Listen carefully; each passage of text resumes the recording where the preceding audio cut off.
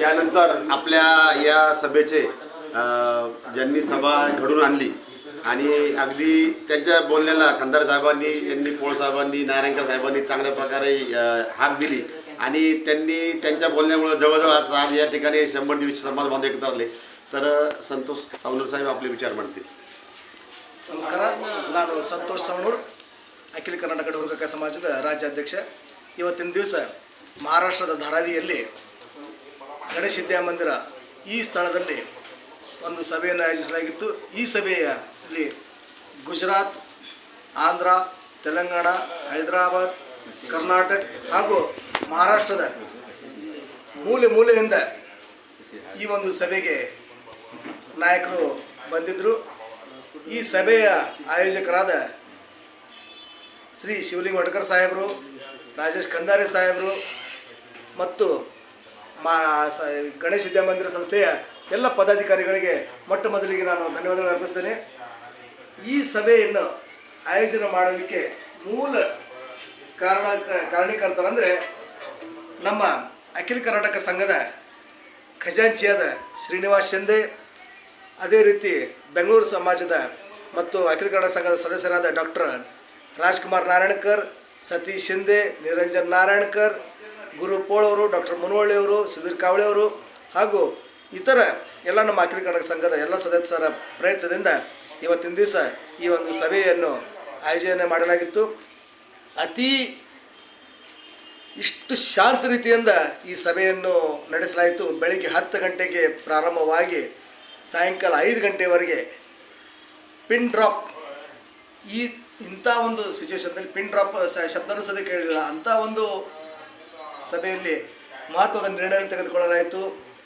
5 ರಾಜ್ಯದ ನಾಯಕರು ಒಂದೇ ವೇದಿಕೆ ಮೇಲೆ ಬಂದು ತಮ್ಮ ಭಿನ್ನಾಭಿಪ್ರಾಯ ಎಲ್ಲವನ್ನು ಮರೆತು ಈ ಒಂದು ಸಭೆಗೆ ಹಾಜರಿದ್ದು, ಅದರಲ್ಲಿ ಪ್ರಮುಖರಾದ ಯಶವಂತ ನಾರಾಯಣಕರ್ ಸಾಹೇಬರಾಯ್ತು, ವಿಜಯ್ ಪೋಳ್ ಸಾಹೇಬರಾಯ್ತು, ಸೋಲಾಪುರದ ಕೇಶವ್ ಇಂಗ್ಳೆ ಸಾಹೇಬರಾಯ್ತು, ಹಿಂಗೆ ಹಲವಾರು ನಿವೃತ್ತಿ ಸಾವಳ್ಕರ್ ಸಾಹೇಬರಾಯ್ತು, ಹಲವಾರು ರಾಜ್ಯದಿಂದ ಎಲ್ಲ ನಾಯಕರು ಬಂದು ತನ್ನ ಒಳ ಭಿನ್ನ ಅಭಿಪ್ರಾಯ ಮರೆತು ಎಲ್ಲ ಒಂದು ಯಶಸ್ವಿ ಸಭೆಯನ್ನು ಮಾಡಲಾಯಿತು. ಈ ಸಭೆಯಲ್ಲಿ ಚರ್ಚೆ ಮಾಡುವಂಥ ವಿಷಯ ಅಂದರೆ ಒಂದು ಒಳ ಮೀಸಲಾತಿ, ಇನ್ನೊಂದು ಸೆನ್ಸೆಕ್ಸ್ ಅಂದರೆ ಜಾತಿ ಜನಗಣತಿ, ಇವೆರಡು ವಿಷಯ ಬಗ್ಗೆ ಚರ್ಚೆ ಆಯಿತು.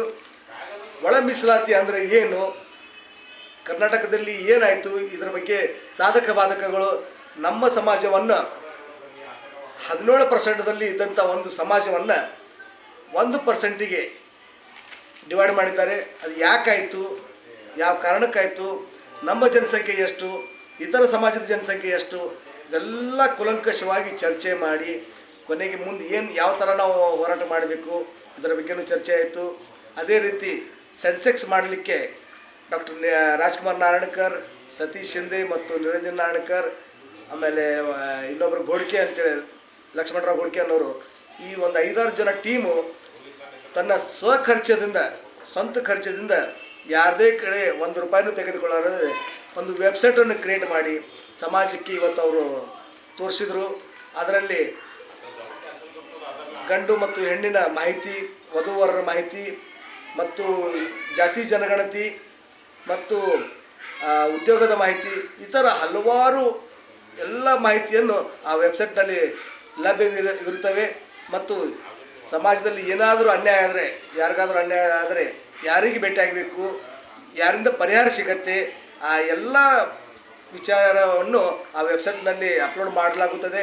ಆ ವೆಬ್ಸೈಟನ್ನು ಕ್ರಿಯೇಟ್ ಮಾಡುವಂಥ ಡಾಕ್ಟರ್ ರಾಜ್ಕುಮಾರ್ ನಾರಾಯಣಕರ್ ಅವರಿಗೆ, ಸತೀಶ್ ಚಂದ್ರ ಅವ್ರ ಎಲ್ಲ ಟೀಮಿಗೆ ನಾವು ಹೃತ್ಪೂರ್ವಕವಾಗಿ ಧನ್ಯವಾದಗಳು ಅರ್ಪಿಸ್ತೇನೆ. ಅದೇ ರೀತಿ ಗಣೇಶ ವಿದ್ಯಾಮಂದಿರ ಸಂಸ್ಥೆಯ ಎಲ್ಲ ಪದಾಧಿಕಾರಿಗಳು, ಶಿವಲಿಂಗ ವಡ್ಕರ್ ಸಾಹೇಬರಾಯ್ತು, ರಾಜೇಶ್ ಕಂದಾರೆ ಸಾಹೇಬರಾಯ್ತು ಮತ್ತು ಎಲ್ಲ ಇತರ ಪದಾಧಿಕಾರಿಗಳ ಮಂಡಳಿಗೆ ಇವತ್ತು ನಾವು ತುಂಬ ಧನ್ಯವಾದಗಳು ಅರ್ಪಿಸ್ತೇನೆ. ಕಾರಣ ಅವರು 5 ರಾಜ್ಯದಿಂದ ಬಂದಂಥ ಎಲ್ಲ ನಾಯಕರಿಗೆ ವಸತಿ ಮತ್ತು ಊಟ ಉಪಚಾರದ ಎಲ್ಲ ವ್ಯವಸ್ಥೆಯನ್ನು ತಮ್ಮ ಇದರಿಂದ ಮಾಡಿದ್ದಾರೆ. ಅವರಿಗೆ ನಮ್ಮ ಕರ್ನಾಟಕ ಸಂಘದಿಂದ ತುಂಬ ಧನ್ಯವಾದಗಳು. जय काय मराठीत बोला, आता मी कन्नडमध्ये बोलतो. यानंतर कर्नाटकमधून आले डॉक्टर मनोळे साहेब, अगदी अभ्यासक आहेत आणि या विषयावर त्यांनी जवळजवळ सौरव साहेबाबरोबर वर्षभरापासून ते काम करतात. तर डॉक्टर मनोळे साहेब आपले विचार मांडतील. नमस्कार, मी डॉक्टर मनोळे, ಗೋಕಾಕ್.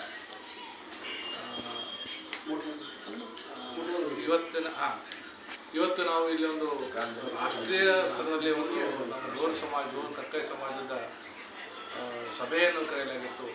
ವಿಷಯ ಏನಿತ್ತಂದರೆ ಈ ಸರ್ಕಾರದಿಂದ ಸಿಗುತ್ತಿರುವಂತಹ ರಿಸರ್ವೇಷನ್ ಒಂದು ಪರ್ಸೆಂಟೇಜ್ ಬಗ್ಗೆ ಏನು ಕರ್ನಾಟಕದಲ್ಲಿ ದೊಡ್ಡ ಒಂದು ಹಲಚಲ್ ನಡೆದಿದೆ.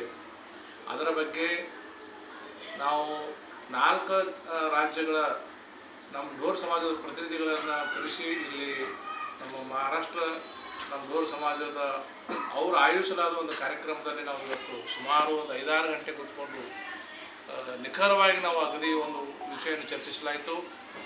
ನನಗೆ ಈ ಒಂದು ಮೀಟಿಂಗ್ನಲ್ಲಿ ಒಂದು ಸಂತೋಷ ಸುದ್ದಿ ಅಂತಂದರೆ ನಮ್ಮ ಸಮಾಜ ಅದು 4 ರಾಜ್ಯಗಳ ಸಮಾಜದ ಮುಖಂಡರು ಒಂದೇ ವೇದಿಕೆಯಲ್ಲಿ ನಮ್ಮ ಮತಭೇದಗಳನ್ನು ಮರೆತು ಒಂದು ಸಮಾಜದ ಏನು ಮುದ್ದ ವಿಷಯ ಇದೆ ಆ ವಿಷಯದ ಅಷ್ಟೇನಷ್ಟಿನ ನಾವು ಮಾತಾಡಿ ಇವತ್ತು ನಾವು ಈ ಒಂದು ಮಟ್ಟಕ್ಕೆ ಒಂದು ನಿರ್ಣಯಕ್ಕೆ ಬಂದಿದ್ದೀವಿ. ಅದನ್ನು ನಮ್ಮ ಸಂತೋಷ್ ಸವಣೂರವರಾಗಲಿ ಅಥವಾ ನಮ್ಮ ಕರ್ನಾಟಕದ ಇತರ ಟೀಮ್ ಆಗಲಿ ಅಥವಾ ನಮ್ಮ ಮಹಾರಾಷ್ಟ್ರದ ಸಮಿತಿ ಟೀಮ್ ಅವರಿಂದಾಗಲಿ ಇದು ಕಾರ್ಯಕ್ರಮ ಭಾಳ ಯಶಸ್ವಿಯಾಯಿತು.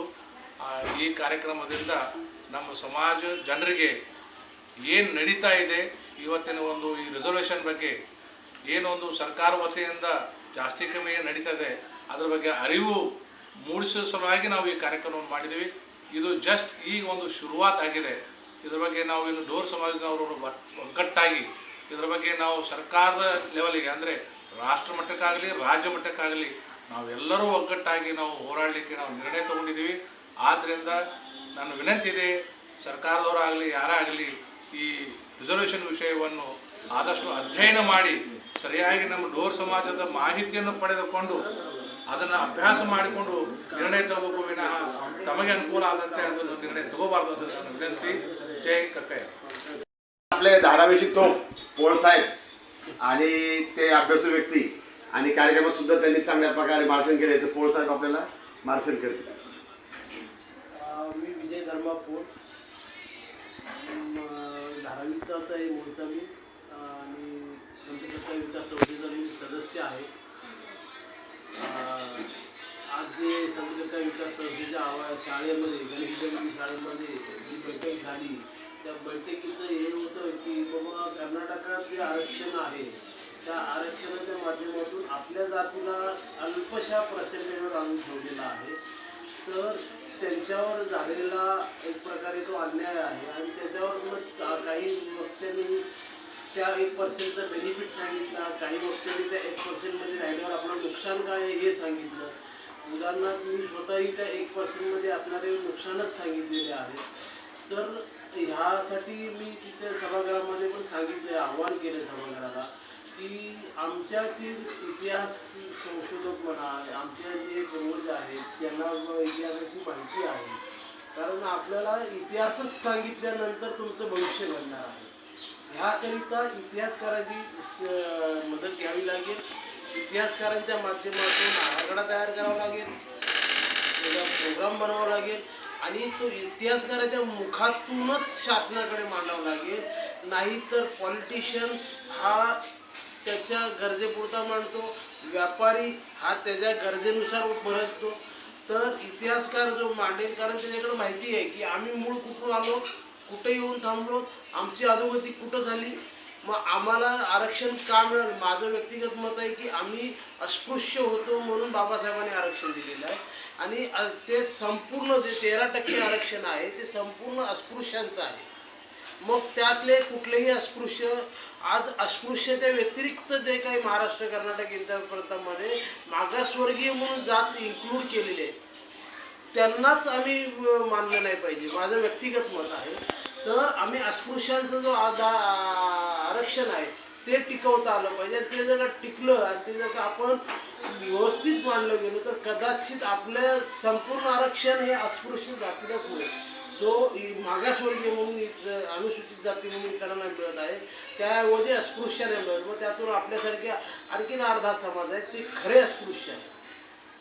ढोर, चांबार, मांग, महार, मग भंगी हे खरे अस्पृश्य आहेत.